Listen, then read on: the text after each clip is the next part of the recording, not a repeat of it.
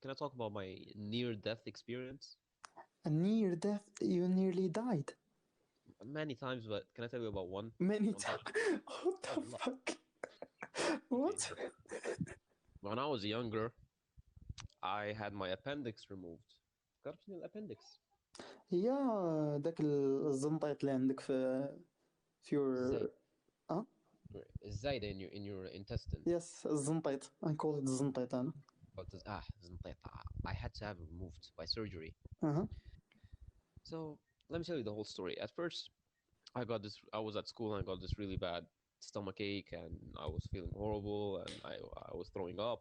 I went home. I had a very bad fever. Next day, I didn't go to school. And in the afternoon, my parents took me to the doctor. And lo and behold, he has appendicitis and he needs to get the appendix removed in اها surgery as soon as possible. Because I'm not sure if you know this, but what happens when you need to get it removed is your appendix, it gets inflamed and it's like it becomes like a balloon.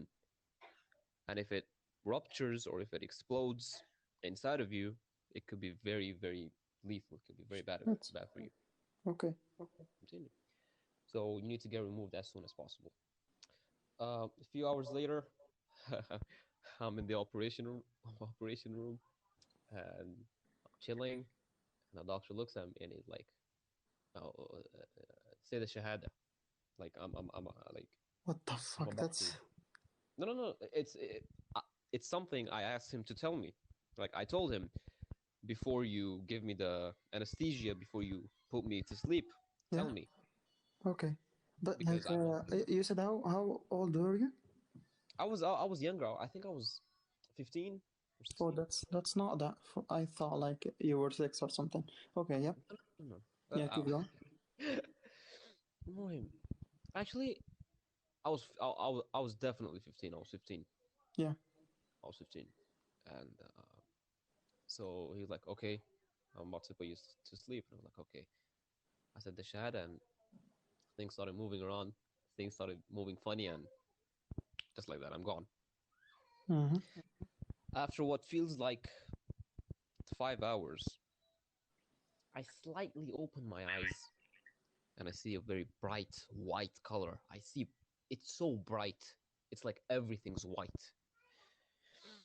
And then I ask myself, "Oh, is this heaven? Did I die?" Like Shit. imagine, like it was so intense. The light was so white, Yeah. and then I started hearing a voice, which sounded familiar, and I was like, "Oh, it's the doctor. I'm hearing the doctor's voice." And I put Mhm. it together, and apparently, what's so bright and white in front of me is the light. Is the operation light. You know, Yeah. that circular light Yeah. that Yeah. I goes get. on Yeah. I know. the operation. And I slowly start gaining my senses. I start hearing things, I start smelling things, and I felt a tube in my mouth. Continue. Mm.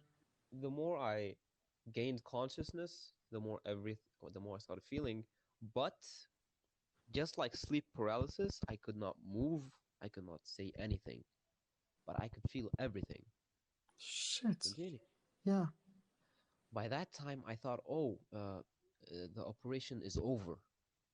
I'm waking up after the operation. Yeah. But apparently, what happened is when they put me to sleep, I stopped breathing. I stopped breathing, so they had to put me on a ventilator.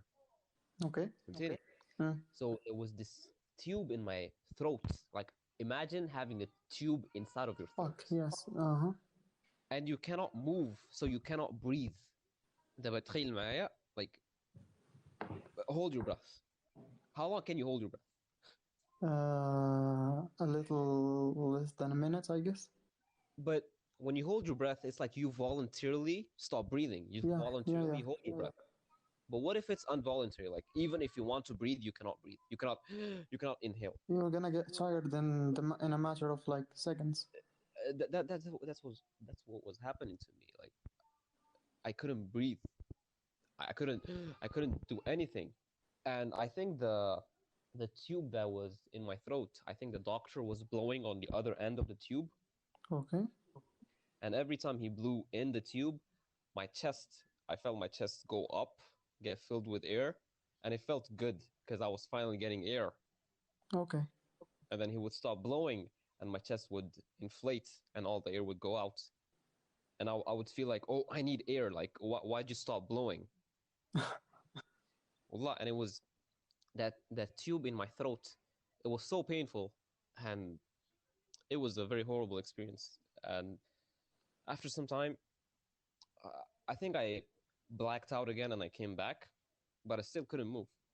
Shit. And I I started getting the whole thing again. I am seeing white colors, and I'm hearing the doctors speak with each other, and I'm feeling him touch my abdomen, Mm. and then I hear the doctor say, "Ibda al-amaliyah," like start the operation. Oh shit, so it hasn't started yet.